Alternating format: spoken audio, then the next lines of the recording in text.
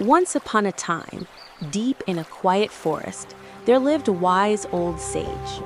One day, while bathing in a river, he noticed something small floating downstream. It was a tiny baby mouse struggling against the current. The sage felt pity for the helpless creature. Gently, he lifted it out of the water and took it home. The sage possessed great spiritual power. Using his divine energy, he transformed the little mouse into a beautiful baby girl. He raised her with love and care, as if she were his own daughter. Years passed, and the girl grew up to be kind, graceful, and intelligent. One day, the sage thought, "My daughter has grown up. It's time for her to get married." My daughter. He asked her softly, "My dear, you've become a young woman now. Whom would you like to marry?" I want to marry the The most girl powerful smiled and being in said, the world. "Father, I wish to marry the most powerful being in the world." The sage nodded. "Then that must be the sun," he said. "He gives light to all and has endless strength." So the sage went to meet the sun and said, "O mighty sun, I wish to offer my daughter's hand in marriage to you, for you are the most powerful of all." The sun smiled and replied, "I am honored, wise one, but I am not the most powerful.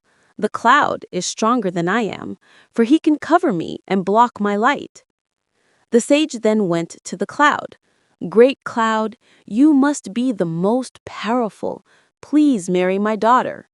But the cloud replied, "Not me, O sage. The wind is stronger. When he blows, I am driven across the sky." So the sage turned to the wind.